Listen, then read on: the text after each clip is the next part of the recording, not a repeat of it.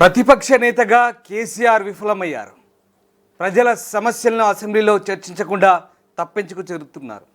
అతనికి ఎమ్మెల్యేగా జీతం కూడా కట్ చేయాలి. ఇది కాంగ్రెస్ పార్టీ అసెంబ్లీ స్పీకర్ గడ్డం ప్రసాద్ కుమార్కు అలాగే అసెంబ్లీ కార్యదర్శికి ఇచ్చిన ఫిర్యాదు. ఇక అంతేకాదు, ఇన్ని నెలల పాటు ఇచ్చిన జీతాన్ని కూడా రికవరీ చేయాలంటూ కాంగ్రెస్ పార్టీ వాదిస్తోంది. Party GHMC floor leader Rajashekara Reddy మేరకు స్పీకర్కు అలాగే అసెంబ్లీ కార్యదర్శికి ఫిర్యాదు చేశారు. అంతేకాదు, ఇక కేసీఆర్ దగ్గర నుంచి ఇన్ని రోజుల పాటు ఇచ్చిన జీతాన్ని కూడా రికవర్ చేయాలంటూ వాళ్ళు కోరుతున్నారు. ముఖ్యంగా అసెంబ్లీకి రాకపోవడం, ప్రజల సమస్యలు చర్చించకపోవడంతో ఆయన జీతాన్ని కట్ చేయాలంటూ కంప్లైంట్ చేశారు. 14 నెలల నుంచి ప్రతిపక్ష నేతగా పనిచేయడం లేదంటూ ఈ కంప్లైంట్ సారాంశం. సో మొత్తం మీద బాధ్యతల నుంచి తప్పించుకొని కేసీఆర్ ప్రతిపక్ష నేతగా విఫలమయ్యారంటూ ఈ ఫిర్యాదు అయితే అందింది. ప్రస్తుతం ఈ అంశం హాట్ టాపిక్గా మారుతోంది. దానికి సంబంధించిన దృశ్యాలు మీరు చూస్తున్నారు. GHMC Congress party floor leader Darpalli Rajasekhara Reddy ఇచ్చిన కంప్లైంట్కి సంబంధించిన దృశ్యాలు మనం చూస్తున్నాం. అసెంబ్లీలో స్పీకర్ని కలిశారు, అలాగే అసెంబ్లీ కార్యదర్శికి ఆయన ఫిర్యాదు చేశారు. ఫిర్యాదు చేసిన తర్వాత GHMC floor leader Darpalli Rajasekhara Reddy మాట్లాడారు. ఒకసారి చూద్దాం. మీ అకౌంట్లో జీతం పడేటట్టు చేస్తాం. కె చంద్రశేఖరరావు గారిని ప్లీజ్ అసెంబ్లీకి రండి. ప్రతిపక్ష పాత్ర, మీకు ఇచ్చిన ప్రతిపక్ష పాత్ర పోషించండి. సరైన టైంలో జీతం ఇప్పించే బాధ్యత మాది. మా ప్రసాదాలకు చెప్తాం, మీ అకౌంట్లో జీతం పడేటట్టు చేస్తాం. కె చంద్రశేఖరరావు గారిని ప్లీజ్ అసెంబ్లీకి రండి. ప్రతిపక్ష పాత్ర, మీకు ఇచ్చిన ప్రతిపక్ష పాత్ర పోషించండి. సరైన టైంలో జీతం ఇప్పించే బాధ్యత మాది. మా ప్రసాదాలకు చెప్తాం, మీ అకౌంట్లో జీతం పడేటట్టు చేస్తాం.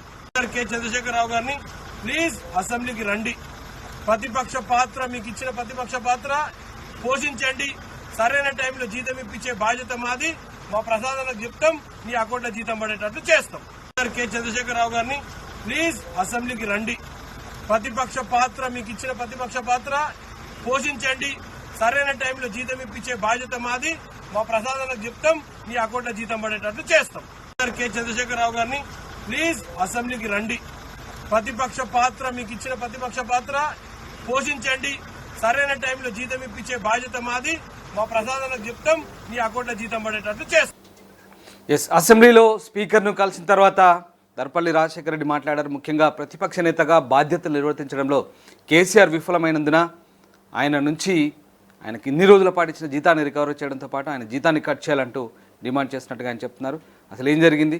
మా కొలీగ్ శ్రీశైలం జాయిన్ అవుతున్నారు. Srisailam, GHMC floor leader KCR జీతం కట్ చేయాలంటూ అసెంబ్లీ స్పీకర్ని కలిశారు. ఎలాంటి ఫిర్యాదు చేశారు?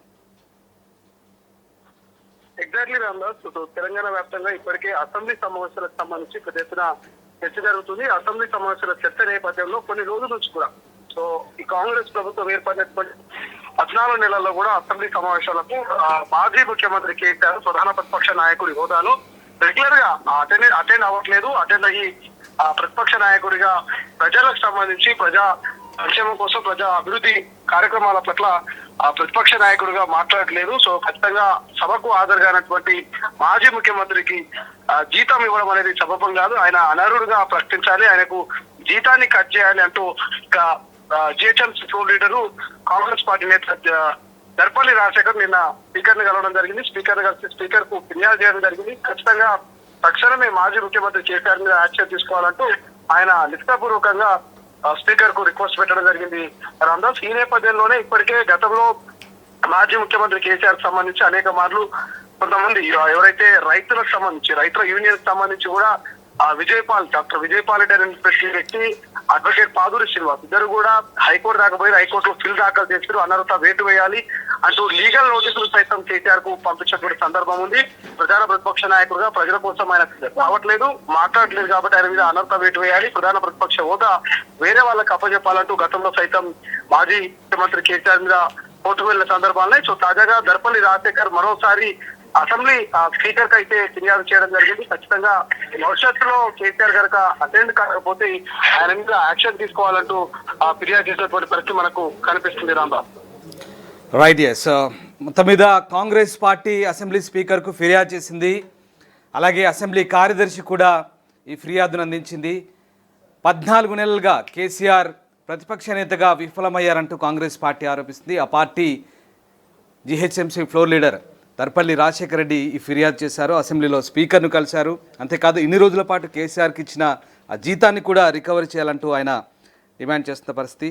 రైట్, మనతో పాటు GHMC floor leader Darpalli Rajasekhara Reddy join అవుతున్నారు. రాజశేఖర రెడ్డి గారు, మీరు ఎలాంటి ఫిర్యాదు చేశారు స్పీకర్కు? అంటే ఎందుకు కేసీఆర్ నుంచి జీతం కట్ చేయాలంటున్నారు, ఇన్ని రోజుల పాటు ఇచ్చిన జీతాన్ని కూడా రికవరీ చేయాలంటున్నారు, అంటే ఎందుకు ఈ డిమాండ్ చేస్తున్నారు? అంటే కేసీఆర్ పూర్తిగా ప్రతిపక్ష నేతగా విఫలమయ్యారని కాంగ్రెస్ పార్టీ భావిస్తోంది.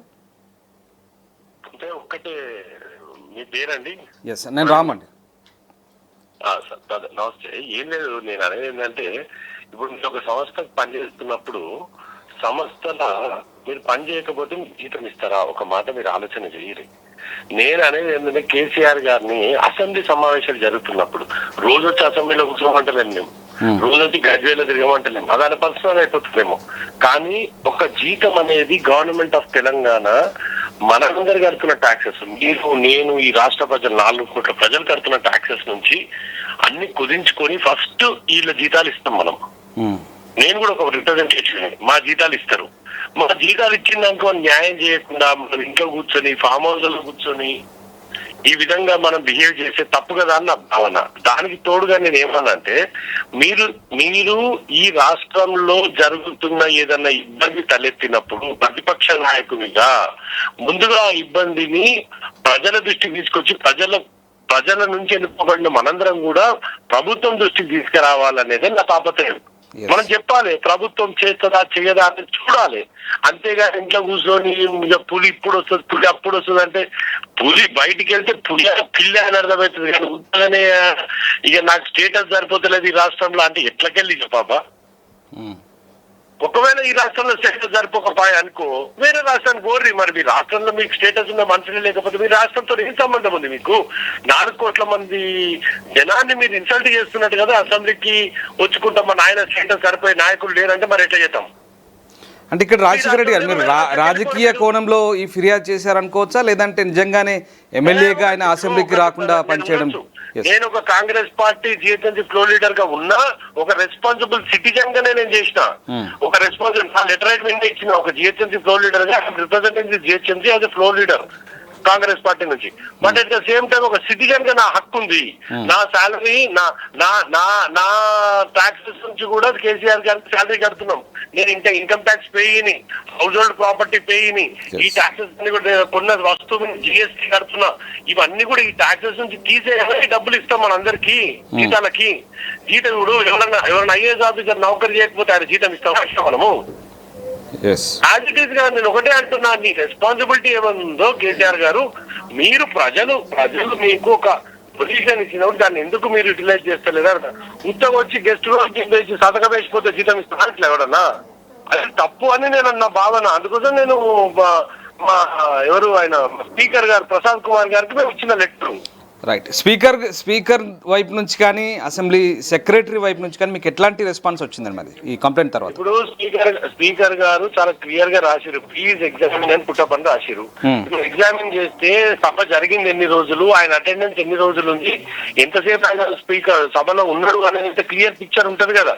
If is not acting properly, is not acting as a responsible citizen of this Telangana, నేను డెఫినెట్ గా ఆయన శాలరీ కట్ చేయాలని, ఆయన శాలరీ విత్డ్రా చేయాలనేది అయితే నా అభిప్రాయము, నా ప్లీ కూడా అదే. ఆ ప్లీ కూడా అదే, నేను వేరే ఏం అడుగుతలేను. ఇది ఒక్కరికే కాదు, రేపు ఇంకెవరన్నా కూడా సభ్యులు ఇట్లనే తయారు చేస్తే ఖచ్చితంగా సభ్యులకు ఎందుకు ఇవ్వాలి అనేది నా అభిప్రాయము. ఎవరైనా రావాల్సిందే అసెంబ్లీకి. ఈయన కావచ్చు, ఆడ జగన్ కావచ్చు, ఇంకో తన స్టాలిన్ ఉండొచ్చు, ఇంకో తన ఇంకోరు ఉండొచ్చు. కానీ మనం ఎందుకోసం ఎన్నుకోబడ్డా? మనము ప్రజల సమస్యలు గలమెత్తాలి, ప్రజల కోసం పోరాడాలి, ప్రజల తత్వాన ప్రజల అవసరాలను గుర్తించి ప్రభుత్వ దృష్టికి తీసుకురావాలని కదా మనందరిని ఎన్నుకున్నది.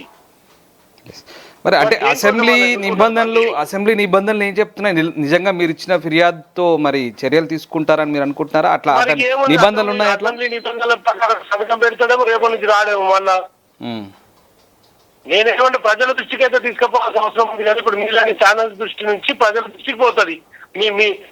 మీరే కదా మాకు ఆయుధము, 4th pillar of this constitution. మీరు కదా ఆయుధం మాకు. రాజశేఖర రెడ్డి గారు, ఇప్పుడంటే బీఆర్ఎస్ పార్టీ తమ అధినేత ప్రజా సమస్యల గురించి ఎప్పుడూ పోరాడతాడు, నిత్యం పోరాడుతుంటాడు, ప్రజల్లో ఉండే మనిషి. ఇలాంటి సిల్లీ కంప్లైంట్స్తో మాకు పెద్దగా ఒరిగేదేం లేదంటూ బీఆర్ఎస్ పార్టీ లైట్ తీసుకుంటుంది. నేను ఇప్పుడు అది సిల్లీ కంప్లైంట్ ఏ కంప్లైంట్ ఉండని, I'm not bothered, but my plea to be considered. నేను తప్పుగా ఒకవేళ తప్పని కొట్టేమోనండి, రెస్పాన్సిబిలిటీ కాదా? ఇప్పుడు కేటీఆర్ అడుగుతా, వాళ్ళ నాయన స్టేచర్ లేదు అంటాడు. ఏ విధంగా ఈ రాష్ట్రంలో స్టేచర్ లేదు నాకు ఒకసారి చెప్పండి సార్ మీరు. ఏందండి స్టేచర్ అంటే ఏందండి? ఓటు అడిగే రోజు కింద కింద గుడిసెలు ఉన్నంత నుంచి పైన 4 5 ఇల్లు అంతానికి ఓటు పోయి అడుగుతాం కదా. ఆ రోజు గుర్తురాని స్టేచరు, ఆ రోజు మీకు స్టేటస్, ఈ రోజు ఎందుకు వస్తుంది స్టేటస్? ఎందుకు రావాలి? మీరు స్టేచర్ అంటే ఏంది నాకు చెప్పాలి. నాకు స్టేచర్ అంటే అర్థం కాలేదు. మరి మీనింగ్ ఇంకేమన్నా డెవలప్ అయిందా లేటర్ స్టేజ్ లా? బీఆర్ఎస్ గవర్నమెంట్ ఉన్నప్పుడు స్టేచర్ అనే దానికి ఇంకేమన్నా మీనింగ్ ఇట్లా డెవలప్ చేసిండ్రా? మనము ఒకటేనండి, ఇది ఒక డాక్టర్ బాబాసాహెబ్ అంబేద్కర్ రాసిన రాజ్యాంగం ప్రకారం మనం అందరం ఫాలో అవుతాం. ఆ రాజ్యాంగం ఫాలో అయ్యే వ్యక్తులు నేను ఒకటి, దాని ప్రకారం అందరం అవుతాం. ఈరోజు కాన్స్టిట్యూషన్ ప్రకారం ఎందుకంటే మీరు కూడా ఆ కుర్చీలో కూర్చుంటారు, ప్రతిపక్ష హోదాలో కూర్చుంటారంటే మినిమం రెస్పాన్సిబుల్ సిటిజన్ గా కూర్చోవాలి. మీరు అడగాలి. ప్రతిపక్షం నిలదీసిన రోజే పాలక పక్షం ఇంకా బాగా పనిచేస్తుంది. ఏం తప్పు ఉంది అడగాలి. మాకు బేరుషాలు లేవు. మా ముఖ్యమంత్రి గారు చాలా క్లియర్ గా ఉన్నారు. ఏది కూడా సభ దృష్టికి తీసుకొచ్చినట్టయితే మంచిది ఉంటే మేము కన్సిడర్ చేస్తాము. ఖచ్చితంగా పాలక పక్షంగా మా బాధ్యత ఉంది. ప్రతిపక్షం చెప్పిన విషయాలు మంచిగా ఉంటే కన్సిడర్ చేస్తాము. నేను మొన్న కూడా చెప్పిన హరీష్ రావు తోటి మాటలు మాట్లాడి ఏదో ర్యాలీ 100 ర్యాలీ తీసుకపోతే దేనికోసం అండి? కొట్లానికి ఎస్ఎల్బిసి కెనాల్లా ఆ రోజు పరిస్థితి కూడా. ఆ రోజు కూడా చెప్పిన హరీష్ రావుకి, అది కన్స్ట్రక్టివ్ గా ఉండండి అయ్యా, పోయి హెల్ప్ చేయండి. నువ్వు 10 ఏళ్ల పాటు ఇరిగేషన్ మినిస్టర్ గా చేసినావు కదా, 2-3 ఏళ్ల పాటు.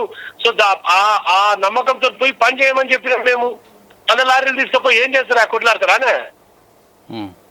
రైట్. అంటే రాజశేఖర రెడ్డి గారు ఇప్పుడు మీరు ఈ ప్లీ ఇవ్వడం ద్వారా స్పీకర్కి నాట్ ఓన్లీ బీఆర్ఎస్ ఎవరైనా సరే, అంటే బాధ్యత మరిచి ప్రజాప్రతినిధిగా ఉన్న ఎమ్మెల్యేలకు కావచ్చు, ఎవరికైనా కావచ్చు, ఇది బాధ్యతను గుర్తు చేసే సందర్భం అని మీరు భావిస్తున్నారు? 100% రేవంత్ రెడ్డి గారు ముఖ్యమంత్రిగా తను నిర్వహిస్తున్న బాధ్యత నుంచి వాళ్ళు టైం పెట్టకపోతే తనకు కూడా వర్తిస్తుందని చెప్తున్నా నేను. It's not only for KCR or Harish Rao or KTR. ప్రతి ఒక్క ఇండివిజువల్ కి మనం ప్రజలతో ఎన్నుకోబడి నెలకి జీతం ఇస్తారు కదా, మనకు ఉత్తగా అయితే ఇస్తలేరు కదా. ఉత్తగా పని చేస్తున్నామా ఇట్లా? మనము ఉత్తగా పని చేస్తే వదిలేస్తాం. ఏమంటాం మనకి తీసుకున్న దాన్ని కూడా. నేను అనేది ఒకటే, మనం తీసుకున్న దానికి నిబద్ధత ఉండాలి, పని చేయాలి. పబ్లిక్ మన దృష్టికి తీసుకొచ్చిన సమస్యను వచ్చిన 100 సమస్యలు నెరవేర్తే కాదు, కనీసం అటెండ్ చేసే కెపాసిటీ మనం ఉండాలి కదా. రైట్. అంటే రాజశేఖర రెడ్డి గారు మీరు కూడా ఒక ప్రజాప్రతినిధి అయితే మీరు అంతే బాధ్యతగా ఈ విషయాన్ని హైలైట్ చేయగలిగారు.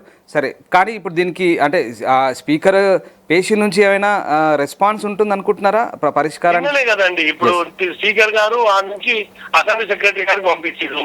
ఈ రోజు అటెండెన్స్ పడుతుందేమో. ఈ రోజు కేసీఆర్ గారు వచ్చారు కాబట్టి అటెండెన్స్ టిక్కు కొట్టింటారు. మరి రేపటి నుంచి టిక్కులు వస్తాయి, ఆ టిక్కులు రావా? రేపటి నుంచి అటెండెన్స్ ఆయన పేరు టిక్కులు కొడతారా అనేది లేటర్ స్టేజ్ 2-3 రోజులైనా తెలుస్తుంది కదా. మళ్ళీ చెప్తా, మళ్ళా పోతుంది స్పీకర్ దానికి, అరే ఇదేం సార్, ఇదేంది మళ్ళీ రాకపోతే మళ్ళీ జీతం ఇస్తారా? ఇట్లా రోజు ప్రకారం డివైడ్ చేసి ఎన్ని రోజులు అసెంబ్లీ అయింది, ఎన్ని రోజులు అసెంబ్లీ అవుతుంది, ఎన్ని రోజులు హాజరీ ఉందని లెక్క చూస్తారు కదా.